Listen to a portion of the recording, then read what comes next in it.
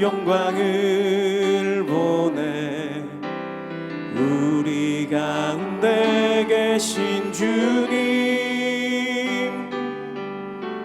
그 빛난 영광 온 하늘 덮고 그 찬송 온 땅 가득해. 내 눈 주의 영광을 보내 찬송 가운데 서신 주님, 주님의 얼굴은 온 세상 향하네. 권능의 발을 드셨네.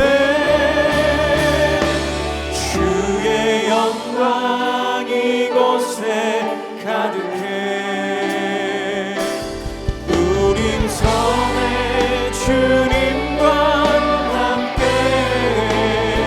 찬양하며 우리는 전진하리. 모든 열방 주 볼 때까지. 그러므로 하나님께서 그들을 마음의 정욕대로 더러움에 내버려 두사 그들의 몸을 서로 욕되게 하게 하셨으니, 이는 그들이 하나님의 진리를 거짓 것으로 바꾸어 피조물을 조물주보다 더 경배하고 섬깁니다. 주는 곧 영원히 찬송할 이시로다. 아멘. 이 때문에 하나님께서 그들을 부끄러운 욕심에 내버려 두셨으니 곧 그들의 여자들도 순리대로 쓸 것을 바꾸어 영리로 쓰며, 그와 같이 남자들도 순리대로 여자 쓰기를 버리고 서로 향하여 음욕이 부릴 듯하며, 남자가 남자와 더불어 부끄러운 일을 행하여 그들의 그릇됨에 상당한 보응을 그들 자신이 받았느니라.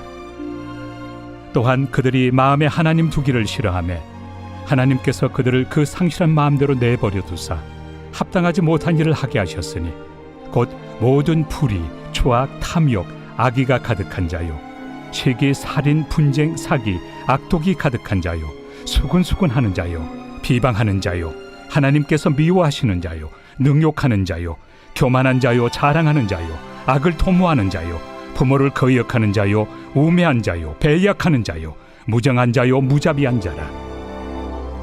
그들이 이 같은 일을 행하는 자는 사형에 해당한다고 하나님께서 정하심을 알고도 자기들만 행할 뿐 아니라 또한 그런 일을 행하는 자들을 옳다 하느니라. 어제 우리가 함께 살펴본 내용은 죄에 대한 이야기였습니다. 태초에 인간에게 죄가 들어왔던 과정을 보면 죄의 중요한 특징을 알 수 있는데, 죄는 결국 인간을 자기중심적으로 만든다는 겁니다.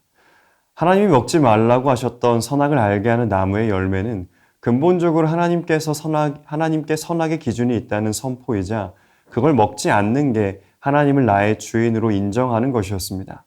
그런데 그 열매를 따먹었다는 건 이제 더 이상 하나님이 정해주신 기준을 따르는 것이 아니라 내가 선과 악의 기준을 정하겠다는 의미였죠. 이게 죄의 본질입니다. 그런데 아이러니한 건 그렇게 하나님이 아니라 내가 중심이 되는 완전히 자유로운 인생을 꿈꿨지만 실상은 죄의 노예가 되었다는 겁니다. 연약한 인간은 본질적으로 누군가를 의지하지 않으면 불안해합니다. 인간은 창조된 존재로서 본질적으로 숭배하는 존재인데, 인간이 하나님을 경배하지 않으면 다른 피조물을 경배하게 되죠. 어쩌면 인간은 자유롭기 위해 죄를 지었지만 죄의 노예로 자유를 박탈당한 것일지도 모르겠습니다. 그렇게 아담 이후로 인간의 삶에 계속 나타나는 모습이 우상숭배입니다. 오늘 나눌 주제가 우상숭배입니다. 모든 사람들은 각자가 원하는 바가 있습니다. 무언가를 얻고 싶어하고 소유하고 싶어하고 이루고자 하는 마음이 있습니다. 그건 분명히 그것만 얻으면 혹은 성취하면 행복할 거라고 생각하고 기쁠 거라고 생각하는 거죠. 그걸 놓고 성경은 탐심이라고 말합니다. 탐심은 이렇게 정의할 수 있습니다. 무엇을 소유하고 싶은 마음이 과도한 상태다. 왜 과도하다는 표현을 붙였냐면 내가 추구하는 무언가에 그 존재 이상의 가치를 부여하기 때문입니다. 창세기의 뱀의 유혹 앞에 선 하와의 모습을 보면 이렇게 묘사하고 있습니다. 창세기 3장 6절 상반절입니다. 여자가 그 나무를 본즉 먹음직도 하고 보암직도 하고 지혜롭게 할 만큼 탐스럽기도 한 나무인지라 여자가 그 열매를 따먹고, 여기서 나오는 탐스럽다는 말이 하나님이 십계명에서 내 이웃의 집을 탐내지 말라고 하실 때 사용했던 단어입니다. 죄라는 것이 하와의 마음속에서 어떻게 작용했냐면 하나님이 금지하신 일을 하고 싶게 만들면서 그것에 뭔가 행복이 있는 것처럼 여기게 만들었습니다. 뱀이 하와에게 이렇게 말하죠. 하나님께서 이 많은 열매들을 다 먹지 못하게 하셨다며. 이건 분명히 거짓말입니다. 그런데 뱀은 하와로 하여금 하나님이 마치 자신의 행복을 뺏어가는 존재로 여기고 불안하게 만들었다는 겁니다. 그래서 하와가 선악과를 선택합니다. 원래는 하나님으로 채워야 하는 마음의 만족과 기쁨을 하나님이 아닌 것으로 채우려고 한 거죠. 이처럼 탐심이라는 건 하나님의 자리를 대신하기 때문에 우상숭배라고 말합니다. 팀 켈러 목사님은 이렇게 말합니다. 우상이란 하나님보다 더 크게 마음과 생각을 차지하는 것이다. 그것 없이는 살아갈 가치를 못 느끼는 것이 우상이다. 또한 우상숭배를 놓고 죄 이면의 죄라고도 이야기했는데 카일 아이드먼은 이렇게 설명합니다. 우상숭배는 많은 죄 가운데 하나가 아니다. 그것은 다른 모든 죄를 낳는 큰 죄이다. 여러분, 인간이 왜 분노할까요? 왜 정직하게 행동하지 못할까요? 그 배후에 내가 가장 소중하게 여기는 우상이 있기 때문입니다. 죄는 특별히 하나님이 금지하신 계명에 대해서 탐심을 일으켜 악을 행하게 하는데 십계명 마지막 계명이 내 이웃의 집을 탐내지 말라죠. 그런데 그 계명을 어기는 죄악이 탐심을 일으킨다는 겁니다. 그 결과로 이웃의 것을 빼앗으려고 살인하지 말라는 6계명을 어기고 이웃의 아내를 탐하여 간음하지 말라는 7계명을 어기고 이웃의 소나 나귀를 탐하여 도둑질하지 말라는 8계명을 어깁니다. 계속해서 우상숭배는 우리의 탐심을 자극해서 정욕적인 인생을 살게 합니다. 싸우고 빼앗고 죽이는 온갖 불의의 죄를 짓게 하는 것이죠. 이처럼 우상숭배라는 건 그저 하나님으로부터 벗어나는 것 이상의 굉장히 적극적인 죄를 양산해냅니다. 결국 하나님을 버리고 우상숭배하는 인간은 정욕의 노예가 됩니다. 그렇게 나타나는 아주 특징적인 죄 3가지가 있는데요. 첫 번째는 성적인 타락입니다. 죄된 인간은 자신의 정욕대로 살고 싶어 합니다. 부끄러운 욕심대로 살고 철저히 내가 원하는 대로 살아갑니다. 그런 인간에게 하나님은 어떻게 반응하실까요? 어제 나누었던 내용 중에 하나님이 죄에 진노하신다는 내용이 있었죠. 이런 인간의 죄에 나타나는 진노의 모습 중 하나가 내버려 두심입니다. 로마서 1장 24절의 말씀입니다. 그러므로 하나님께서 그들을 마음의 정욕대로 더러움에 내버려 두사 그들의 몸을 서로 욕되게 하게 하셨으니. 내버려 두심이 왜 진노의 표현일까요? 그게 자신을 무너뜨리기 때문입니다. 사도 바울은 고린도전서에서 밝히길 성적인 타락은 다른 죄와 다르게 자기 몸에 죄를 범하는 죄라고 말합니다. 그럼 왜 몸을 더럽히는 게 심각한 문제인가 했을 때 그건 결국 부활과 연결되기 때문입니다. 여러분, 우리의 몸은 썩어 없어질 것이 아니라 장차 부활하여 주님 나라에서 영원히 거할 몸입니다. 그걸 부활의 첫 열매이신 예수님께서 직접 보여주셨죠. 실제 몸을 가지고 사람들을 만나십니다. 그래서 기독교 윤리는 몸의 거룩에서부터 시작한다고 말합니다. 아무리 선행을 해도 자신의 몸을 더럽힌다면 그건 하나님 나라에 합당한 신자의 모습이 아닐 겁니다. 성적인 타락은 하나님을 멀리하고 우상 숭배하는 사람들의 첫 번째 특징적인 죄악입니다. 이 증상이 나타난다는 건 심판으로 가고 있다는 전조 증상으로 이해할 수 있습니다. 실제로 노아 시대에 홍수로 모든 이들을 심판하시기로 하기 전 그 시대의 사람들에게 만연했던 모습이 성적인 타락이었죠. 두 번째로요. 이 타락은 단순히 성적인 타락에서 끝나는 게 아니라 동성애의 타락까지 이어집니다. 로마서 1장 26절 상반절입니다. 이 때문에 하나님께서 그들을 부끄러운 욕심에 내버려 두셨으니. 여기서 말하는 부끄러운 욕심이 바로 정상적이지 않은 욕구, 즉 동성애의 욕구까지 나아가는 것을 의미합니다. 이어서 26절 하반절부터 27절 상반절에서 이렇게 기록하고 있습니다. 곧 그들의 여자들도 순리대로 쓸 것을 바꾸어 영리로 쓰며 그와 같이 남자들도 순리대로 여자 쓰기를 버리고 서로 향하여 음욕을 부릴 듯하며 남자가 남자와 더불어 부끄러운 일을 행하여. 원래 하나님께서 정해놓으신 순리인 남녀 관계의 순리를 어기고 동성끼리 영리에 부끄러운 일을 행하는 것이죠. 이 동성애 역시 종말의 증상이라고 할 수 있는데 요한계시록에 나타나는 마지막 때의 그림에서 멸망받을 세상 나라는 로마를 모형으로 하고 있습니다. 당시 최고의 권력과 영화가 집중된 로마 시대의 타락한 모습이 바로 심판받을 마지막 바벨론의 모형으로 제시되고 있는 거죠. 실제로 로마 황제 15명 중 14명이 동성애자였다고 합니다. 놀랍게도 오늘날에도 이런 종말론적인 증상이 나타나고 있는데 동성애를 지지하고 인정하는 게 정의이자 진리가 되어가고 있죠. 이런 시대에 하나님께서는 경종을 울리시며 말씀하십니다. 그런 자들에게는 반드시 보응이 있다. 마지막 세 번째는 사회도덕적인 불의입니다. 로마서 1장 28절입니다. 또한 그들이 마음에 하나님 두기를 싫어하며 하나님께서 그들을 그 상실한 마음대로 내버려 두사 합당하지 못한 일을 하게 하셨으니 하나님은 우상 숭배하며 하나님을 마음에 두기 싫어하는 자들에게 상실한 마음을 내버려 두신다고 합니다. 여기서 상실한 마음이 부패한 마음입니다. 여러분, 하나님은 모든 인간의 마음에 도덕률과 양심이라는 것을 주셨습니다.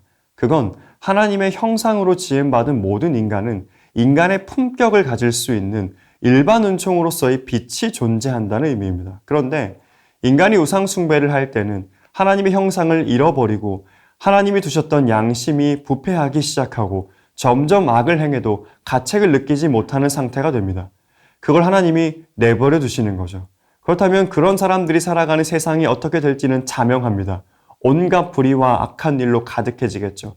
하나님을 몰아낸 사회의 모습은 당연히 악이 가득합니다. 로마서 1장 29절에서 말하고 있는 불의, 추악, 탐욕, 악의 시기, 살인, 분쟁, 사기, 악독, 그 모든 게 가득해집니다. 각 사람이 자신이 가지고 있는 탐심대로 행할 때 경쟁을 넘은 분쟁과 시기가 가득하겠죠. 그렇게 도덕적 불의가 가득 찬 세상, 즉 더러운 것과 악한 것이 가득 쌓인 사람에게 나타나는 가장 첫 번째 행동이 혀로 죄를 범하는 것입니다. 어쩌면 우리가 가장 쉽게 짓는 죄이자 내면의 모습을 가장 적나라하고 솔직하게 보여주는 게 말일 겁니다. 바울도 이렇게 지적합니다. 수군수군하는 자요, 비방하는 자요, 하나님께서 미워하시는 자요, 능욕하는 자요, 교만한 자요, 자랑하는 자요, 악을 도모하는 자요. 하나님은 그런 이들에게 분명히 말씀하십니다. 그러한 자들은 하나님이 미워하신다. 또한 그렇게 시작된 죄는 점점 커져서 사회적인 관계를 파괴하게 됩니다. 심지어는 인륜을 저버리는 악함으로 발전합니다. 이건 자연스러운 모습입니다. 혀로 인해 나타나는 죄는 반드시 관계를 무너뜨립니다. 이 관계는 하나님이 허락하신 가정이라고 해서 예외가 되지 않습니다. 오늘날 많은 가정이 깨어지고 아파한다고 합니다. 분명한 건 하나님은 가정이 하나님이 자신의 자녀들을 얼마나 사랑하시는지를 보여주는 통로로서 사용되기를 바라셨습니다. 그런데 한 사람이 자신의 인생에서 하나님을 몰아내기 시작하면 반드시 부모를 거역하는 사회로 나아갑니다. 또한 부모가 자녀를 사랑하지 못하는 시대로 나아갑니다. 그건 죄가 관계를 파괴했기 때문입니다.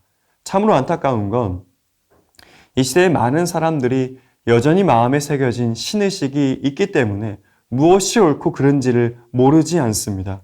분명 자신의 정욕대로 살아가고 있지만 알고 있습니다. 그런데 문제는 점점 죄에 대해서 무뎌진다는 것입니다. 때로는 그 경고를 무시하기도 합니다. 심지어는 자기뿐만 아니라 다른 이들에게 그 악을 행하도록 부추기기도 합니다. 그게 바로 상실한 마음이죠. 여러분, 하나님의 심판을 알면서도 두려워하지 않는 자는 마치 브레이크가 파열된 자동차처럼 질주할 수밖에 없습니다. 그런데 그 결과가 얼마나 참혹한지 하나님께서는 분명히 경고하고 계시죠. 사랑하는 여러분, 우리가 살아가는 시대가 그렇습니다. 때로 하나님이 진노하신다고 하는데 왜 이 세상을 이대로 내버려 두시는지에 대해 의문이 들기도 합니다. 그런데 성경은 그들을 내버려 두시는 것이 곧 보응이라고 말합니다. 이미 심판이 시행되고 있다는 의미이죠. 그들이 잘못된 길로 갈 때 결국 그들의 끝에 영원한 형벌이 있다는 게 그들이 살아가는 이 시대의 죄의 아픔과 상처를 모두 겪게 하시는 게 하나님의 심판이라는 겁니다. 사랑하는 여러분, 그래서 죄로 가득 찬 이 시대를 한 명의 성도로서 살아가는 게 쉽지만은 않을 거라고 생각합니다. 때로 죄의 유혹이 찾아오기도 하고 죄로 인해 상처를 겪기도 하고 주를 위해 성실히 살아가는 삶을 비웃듯 악인이 성공하는 모습을 보이기도 할 겁니다. 그런데 그럼에도 주를 위해 살아가는 우리에게 변하지 않는 진리는 이 여정의 끝에 있을 하나님의 심판일 겁니다. 신자에게 심판은 두려움이 아닙니다.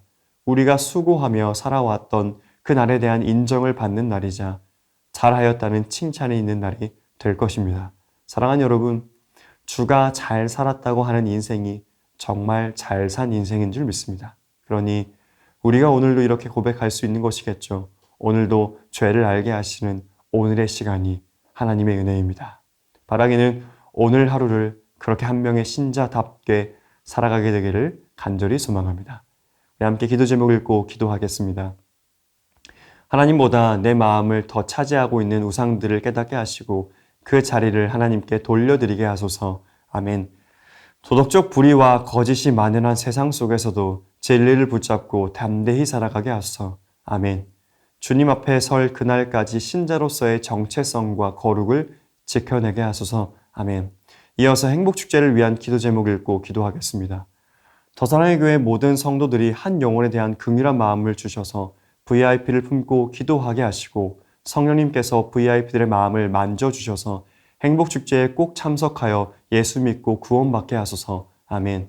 행복축제를 준비하는 모든 과정에 하나님이 세밀하게 간섭하셔서 어떠한 갈등이나 어려움 없이 잘 준비되게 하시며 하나님이 기뻐하시는 행복축제가 되게 하소서. 아멘. 게스트 조혜른 집사의 간증과 박은조 목사님과 강은도 목사님이 전하시는 복음의 메시지를 통해 VIP들에게 복음이 들어가며 은혜 받게 하소서. 아멘.